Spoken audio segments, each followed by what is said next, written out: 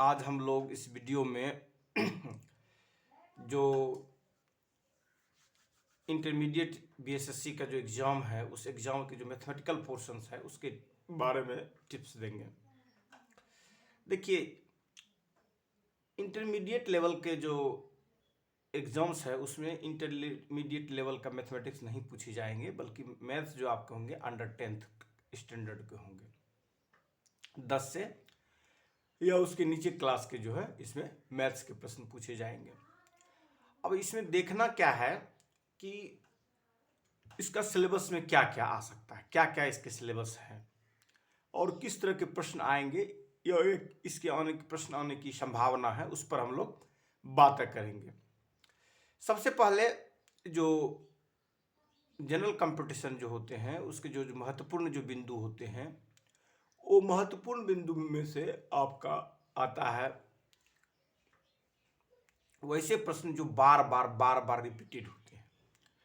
तो जो बार बार रिपीटेड होने वाले जो प्रश्न हैं, जो जनरली बार बार पूछे जाते हैं, वो कुछ प्रश्न इस तरह है। जैसे मान लीजिए कि कोई पार्टी है, उसमें से जो है 100 आदमी है और पार्टी में सभी व्यक्ति एक एक को गिफ्ट देता है, तो गिफ्टों की संख्या कितनी होगी? वह पार्टी है, उस पार्टी में सभी लोग एक दूसरे से हाथ मिलाते हैं, तो हाथ मिलाने की संख्या कितनी होगी? यह जो प्रश्न है बार बार पूछे जाते हैं।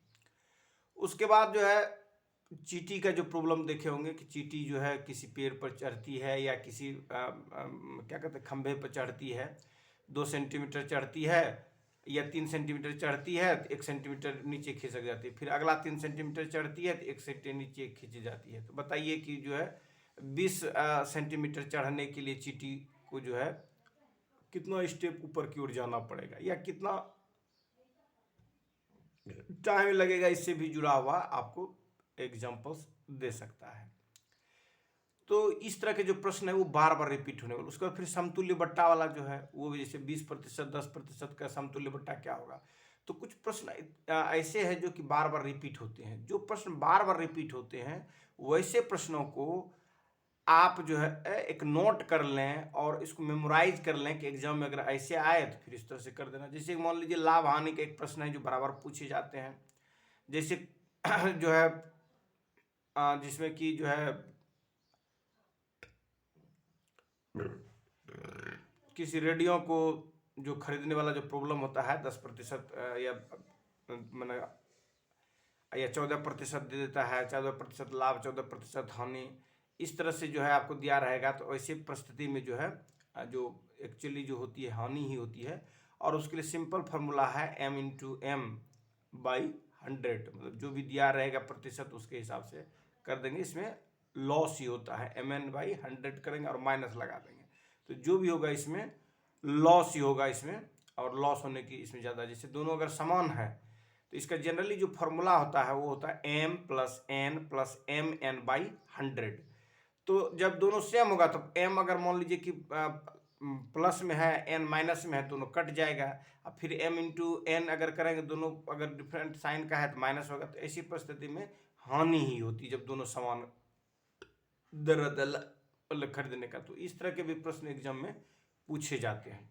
तो कुछ क्वेश्चन जो है बराबर जनरल जो है उस तरह से बार बार रिपीटेड होते हैं, बार बार पूछे जाते हैं। तो ऐसे प्रश्नों को आप ठीक से जो है प्रैक्टिस कर लीजिए और उस तरह के प्रश्न को मेमोराइज कर लीजिए। भाई इस तरह के प्रश्न बार बार आते हैं और इसमें केवल डाटा केवल चेंज होता है, और थोड़ा वो जो डाटा चेंज होता है तो उस पर एक दो प्रैक्टिस अगर एक्स्ट्रा कर लेते हैं तो एग्जाम में जो है आपको कैलकुलेशंस पेन कॉपी चलाने की जरूरत नहीं पड़ेगी। अगर एग्जाम में 25 क्वेश्चन है, 25 क्वेश्चन में 4 क्वेश्चन आपने बिना एक्स्ट्रा मेहनत का अगर बना लिए, आसानी से बना लिए, तो फिर जो शेष जो प्रश्न होंगे उस प्रश्न को आप ज़्यादा समय दे करके और आप बेहतर उसमें परफॉर्म कर सकते हैं। तो इसमें जो है आप जो है अर्थमेटिक के जो पोर्शंस है उस पर विशेष रूप से ध्यान देंगे। अर्थमेटिक के पोर्शंस में जैसे आपका जो अंकगणित का जो सवाल है उस सवाल पर विशेष रूप से देंगे, जैसे एलसीएम, एचसीएफ। इससे एक प्रश्न जो है निश्चित रूप से जो है देता ही है, कम से कम एक प्रश्न एलसीएम एचसीएफ से आपको रहेगा। उसके बाद क्षेत्रमिति से भी जो है आपका जो नॉर्मल क्वेश्चन है, जो समान प्रश्न है, उससे पूछा जाता है। लेकिन जो ज्योमेट्री है, जिसको आप क्षेत्रमिति कहते हैं, ज्यामिति कहते हैं, ज्यामिति से प्रश्न की पूछने की संभावना बहुत ही कम रहती है, 9 के बराबर रहती है। लेकिन उसमें भी कभी कभी एंगल से जुड़ा हुआ दे सकता है। मान लो किसी त्रिभुज का 2 एंगल दे दिया, तीसरा एंगल क्या होगा, इस तरह के प्रश्न दे सकता है। या फिर क्षेत्रमिति से जुड़े हुए उसमें मान लीजिए कि कोई समकोण त्रिभुज है, उसका 2 साइड दे दिया, तीसरा साइड निकालने के लिए देता है। या इसमें कह देगा कौन सा जो पाइथागोरियन ट्रिपलेट है। तो इस तरह से जो है आपको एग्जाम में जो है ज्योमेट्री के से जुड़े हुए प्रश्न को दे सकता है, लेकिन इसकी संभावना कम रहती है। लेकिन क्षेत्रमिति और ज्योमेट्री दोनों का कोऑर्डिनेटेड वाला जो प्रश्न है वो आ सकता है। उसके बाद जो है आपका मैथमेटिक्स में जो समीकरण से, जो इक्वेशन कहते हैं, समीकरण से जुड़ा हुआ, उम्र से जुड़ी हुई प्रश्न आपको दे सकता है। पाइप वाला जो प्रश्न है कि पाइप में जो है पानी भरने के लिए जो समय लगता है, नल, टंकी, पानी, इससे जुड़ा हुआ प्रश्न एक रह सकता है। तो प्रत्येक चैप्टर से जो है प्रैक्टिस करने की जरूरत है, और ये प्रैक्टिस जो है आप उसके जो महत्वपूर्ण क्वेश्चंस है उसको करें। जैसे वर्क टाइम वाला जो प्रश्न है, काम और समय वाला प्रश्न, इससे भी एक प्रश्न देता है। तो हर एक पोर्शन से आप जो बेसिक बातें हैं उसको जानें, और थोड़ा बहुत जो है थोड़ा कॉम्प्लिकेटेड करके कुछ क्वेश्चंस होते हैं उसको प्रैक्टिस कर लेंगे। तो एग्जाम में जो है आपका जो ये वैराइटीज रहेगा, इसी वैराइटीज को आप आसानी से बना सकते हैं। जैसे उदाहरण के लिए मैं आपको बताता हूँ कि कोई मान लीजिए काम है, एक आदमी 10 दिन में करता है, और ए मान लीजिए 10 दिन में करता है, बी 15 दिन में करता है। तो इसी में पूछेगा दोनों मिल करके इस काम को कितने दिन में करेगा। फिर क्वेश्चन इस तरह से दे सकता है कि कोई व्यक्ति जो है या कोई आदमी, ए मान लो कोई आदमी है, उसकी काम करने की क्षमता जो है 1/20 है, बी की काम की क्षमता जो है 1/30 है, और सी के काम करने की क्षमता 1/50 है। तीनों मिलकर के काम को करता है, तीनों कितना दिन में कंप्लीट करेगा।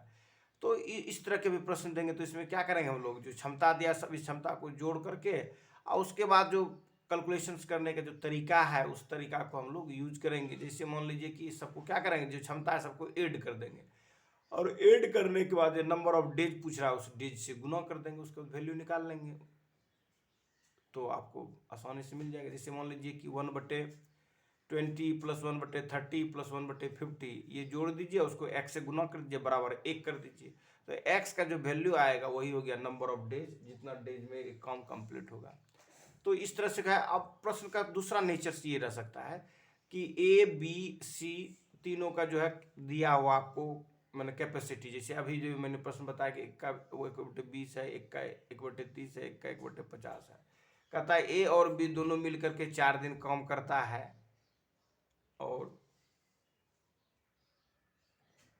ए और बी दोनों मिलकर 4 दिन काम करता है। फिर शेष बचे काम को सी को करने में 10 दिन लगता है।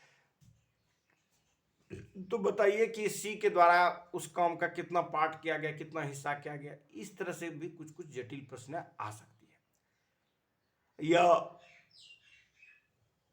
पाइप में भी जो है इससे नहीं देगा, फिर पाइप और क्या कहते हैं टंकी और पाइप से एक प्रश्न जो है देगा। दो में एक जनरली जो है रिपीट करता है, या तो पाइप टंकी वाले से एक प्रश्न दे सकता है, या फिर आपको वर्क टाइम से एक प्रश्न दे सकता है, समय और कार्य से एक प्रश्न दे सकता है। ये जो है आपका मैथ्स में इस तरह से जो है आसान आसान जो चीज़ें हैं उसको देख लेना, और जो कॉम्प्लिकेटेड चीज़ें हैं उस पर भी कुछ कुछ प्रैक्टिस कर लेंगे तो आपका ज़्यादा स्कोर होगा। और जब ज़्यादा स्कोर होगा तो आप का सिलेक्शन पक्की है, क्योंकि मैथ्स में बहुत सारे बच्चे ऐसे होते हैं, बहुत सारे कैंडिडेट ऐसे होते हैं जो कि अगर 25 मैथ्स पूछता है तो उसमें 25 के 25 बना देते हैं, 24 बनाते हैं, 23 बनाते हैं। इस तरह के परफॉर्मर हैं, और वो सही बनाने वाले लोग हैं। तो आपके जो 150 का प्रश्न होंगे उसमें 25 अगर मान लीजिए मैथमेटिक्स है, क्योंकि आपका जो सेक्शन बी जो होगा उसमें, जिसको पार्ट बी है, उसमें आपका मैथ्स है और साइंस है। तो जो मैथमेटिक्स है उस मैथमेटिक्स में जो आपको से जो पूछे जाएंगे, जो प्रश्न पूछे जाएंगे मैथमेटिक्स में 25, और जो जनरल साइंस में है उससे आपके क्वेश्चन पूछे जाएंगे 25, तो ये 50 हो जाएगा इसमें। लेकिन जो रीजनिंग वाला जो 50 है उसमें भी कुछ कुछ जो लॉजिकल जो रीजनिंग टाइप के जो मैथमेटिक्स है उसके भी प्रश्न उसमें आपको निहित हो सकते हैं। इसलिए जो मैथमेटिक्स का ये जो जनरल बातें हैं, इन बातों को ठीक से अच्छी तरह से, और जो बार बार रिपीट होने वाले प्रश्न है उसको जो है लर्न कर लेना है, उसकी प्रैक्टिस इस तरह से कर लेना या माइंड में सेट कर लेना इस तरह से कि एग्जाम में जब आए तो उसको मिनट में नहीं बनाना बल्कि सेकंड में बना करके फिनिश कर देना। तो इस तरह के जब आप टिप्स को यूज करेंगे तब आपके जो एग्जाम होंगे मैथमेटिक्स का उसमें आप ज़्यादा स्कोर कर सकेंगे। क्योंकि अगर मान लीजिए जो जनरल क्वेश्चंस है और जो बार बार रिपीटेड होने वाले प्रश्न है उस प्रश्न में भी आपने अगर समय लगा दिया तो आपको अन्य प्रश्न में जो है वो परेशानी दे सकता है। जैसे बार बार पूछता है प्रश्न कि नंबर ऑफ फैक्टर, जैसे मान लीजिए 50 का नंबर ऑफ फैक्टर कितना होगा, 30 का नंबर ऑफ फैक्टर कितना होगा, 20 का नंबर ऑफ फैक्टर कितना होगा, 1000 का नंबर ऑफ फैक्टर कितना होगा। तो इसमें क्या करना है आपको, कुछ को जो प्रैक्टिस करते करते दिमाग में सेट कर लेना, जैसे 1000 का, 100 का, इस तरह के जो नंबर ऑफ फैक्टर्स 500 का, 100 के, 500 के, इस तरह से देखिए 50 का एक देख लीजिए, 100 का कर लीजिए, 500 का कर लीजिए, 1000 का कर लीजिए। इस तरह से प्रैक्टिस अगर कर लेंगे तो एग्जामिनेशंस में जब आप जाते हैं इसको बनाने के लिए तो उसमें आपको दिमाग में अगर आंसर है इसका बैठा हुआ है तो पट तो मार देना है। और सॉल्यूशन करने का जो तरीका है वो तरीका आपको जो है टाइम लगेगा, उसमें समय लग सकता है, लेकिन सीखना तो है तरीके से ही सीख लेना, लेकिन प्रैक्टिस इतना जरूर कर लेना है कि ये जो है हमें याद रहना चाहिए कि 50 का नंबर ऑफ फैक्टर्स कितना होता है, 100 का नंबर ऑफ फैक्टर्स मतलब इसके भाजक की संख्या, भाजकों की संख्या कितनी है, 1000 के 500 के भाजकों की संख्या कितनी है, 1000 के भाजकों की संख्या कितनी है, ये सब याद रहनी चाहिए। इसलिए याद रहनी चाहिए कि वहाँ पर एग्जाम में मान लीजिए कि आप इसको प्रैक्टिस करते हैं, बनाते हैं वहाँ पर, तो बनाने में मान लीजिए आपका 30 सेकंड लग गया, तो 30 सेकंड लगा तो आपका 30 सेकंड तो चला गया। नहीं तो वैसे जब आपके पास दिमाग में सीट पहले से है, रेडी ऑलरेडी है, इतना तो याद करना कोई बड़ा बार बार तो फैक्टर्स वाला पूछता ही है। तो ऐसी परिस्थिति में अगर आप पहले से लर्न करके रखे हुए हैं तो आपको मुश्किल से 1 से 2 सेकंड प्रश्न पढ़िएगा, 1 से 2 सेकंड में आपका आंसर फिनिश्ड हो जाएगा, रिकॉल हो जाएगा। उसके बाद फिर आप खोज दीजिएगा जो भी अप्रोप्रिएट सर्किल होगा, सर्किल ऑप्शंस को आप मैंने मार्क कर दीजिएगा। तो ये जो है आपका जो है बेस्ट ऑप्शन है सॉल्व करने का जो तरीका है, मैथ्स के जो पोर्शन है उसके प्रिपरेशन का जो तरीका है ये बेस्ट है। तो जो कॉमन क्वेश्चंस है उसको इस तरह से प्रैक्टिस कर लेना है कि उसके लिए पेन और कलम चलाने की जरूरत नहीं पड़े, और जो जटिल है, जो कॉम्प्लिकेटेड प्रश्न है उसके लिए प्रैक्टिस करना है, और प्रैक्टिस करते करते करते इस स्तर से पहुंचाना कि उसमें भी जो 2-3 टर्म जंप करके सॉल्यूशन को प्राप्त कर सकें। मैं अपना एक आपको एग्जांपल देता हूं कि मैंने जो बिहार सरकार की एक एग्जाम हुई थी ऑडिटर का, उसमें ग्रेजुएशन और कुछ पीजी लेवल का पोर्शन था मैथमेटिक्स का। तो उसमें जो है ना मैथ्स जो मैं बनाया करते थे वो यूपीएससी भी, मैं पहले यूपीएससी में ऑप्शनल पेपर होता था तो वो जो मैं बनाया करता था यूपीएससी में मैथमेटिक्स, तो उसकी जो बहुत सारे प्रश्न जो होता था जिसका जो है ना बहुत सारा स्टेप जो है करना पड़ता, लेकिन उसके स्टेप्स की जगह पर प्रैक्टिस इतना कर लिए थे कि जो ऑप्शंस है उस ऑप्शंस तक पहुंचने के लिए आधा स्टेप्स जो है वो एक ही बार में हो जाता था। मान लीजिए 10 स्टेप है तो उसका 5वां स्टेप तो इकट्ठे पहुंच जाते थे, फिर से जो 5 स्टेप उसमें 1-2 स्टेप में फिनिश कर देते थे तो आसानी से बन जाता था। तो ऑडिटर का भी एग्जाम में जो यूपीएससी की जो प्रैक्टिस किए हुए थे मैथ्स का, उसका बहुत फायदा मिला। ये फायदा मिला कि जो एग्जाम्स में जो क्वेश्चंस थे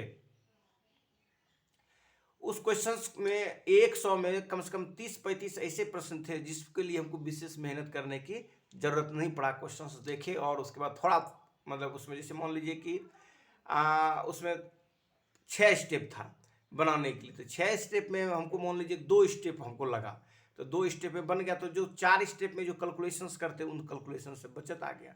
तो इसीलिए जो है ना जब ज़्यादा से ज़्यादा प्रैक्टिस करेंगे तो आसानी से हो जाएगा। तो आप 100 में जो है 90-95 जो है आप स्कोर तभी कर सकते हैं जब आप बहुत ज़्यादा प्रैक्टिस करके रखे हुए हैं, और उसमें से 30-35 प्रश्न ऐसे हैं जिसमें आपको कोई एक्स्ट्रा ब्रेन लगाने की जरूरत ना पड़े। आसानी से आप प्रश्न को देखें और मार दें, क्लिक कर दें तो आप आसानी से कर लेंगे। तो ये चीज़ें बहुत ही ज़्यादा आवश्यक है कि आप किसी भी एग्जामिनेशंस के लिए देने के लिए जा रहे हैं उसमें बहुत ज़्यादा प्रैक्टिस करें। और उसमें भी खासकर उन पोर्शंस का विशेष रूप से प्रैक्टिस करें जो बार बार रिपीटेड होते रहता है, तो उसके लिए एक्स्ट्रा कोई मेहनत न करना पड़े, उसको जो है जैसे देखे वैसे पट दूर मार दिए, इस तरह से प्रैक्टिस कर लेना उसको। तो इससे क्या होगा कि आपके जो एग्जामिनेशंस में जो भी प्रश्न होंगे वो आसान वाले आसान तरीका से बन जाएंगे, जो डिफिकल्ट वाले हैं उसमें थोड़ा सा आपको परिश्रम करना एग्जामिनेशन हॉल में, वो भी बन जाएंगे। और जो बहुत ज़्यादा सोचने वाला प्रश्न है उसमें भी आप हिट कर सकते हैं, उसमें भी आप बेहतर कर सकते हैं। तो इस तरह से जो है रिजल्ट पक्की हो जाएगी। धन्यवाद। फिर मैं अगले वीडियो में आपको जनरल साइंस के बारे में आऊँगा, और बहुत सारे वीडियो मैंने अभी डिस्कस किया है इस तरह के, मैं मैथमेटिक्स के बहुत सारे वीडियो जो है अपने प्लेलिस्ट में, मैथमेटिक्स के प्लेलिस्ट में डाल दिया हूँ, उसको आप देख सकते हैं। वो जो आपको मैंने अभी चर्चा किया जो सिलेबस में, उस सिलेबस के अनुसार उससे सेलेक्ट कर लेंगे, क्योंकि उसमें मैंने भांति प्रकार के जो वीडियो डाले हैं मैथमेटिक्स के, और भी विषय के भी है उसमें डाला हुआ, उसको भी आप देख सकते हैं और ज़्यादा सब उसका बेनिफिट उठा सकते हैं। प्लेलिस्ट में हर सब्जेक्ट का मैं बनाया हूँ और उसका आप फायदा ले सकते हैं। मैथमेटिक्स का तो मैं बहुत ज़्यादा बना दिया हूँ, 40-45 वीडियो है, और एग्जाम कोई सा एग्जाम नहीं है जो उससे कोई प्रश्न उसमें टेली नहीं करता हो, आपको एग्जाम में नहीं मिलेगा, ऐसा नहीं हो सकता है। धन्यवाद।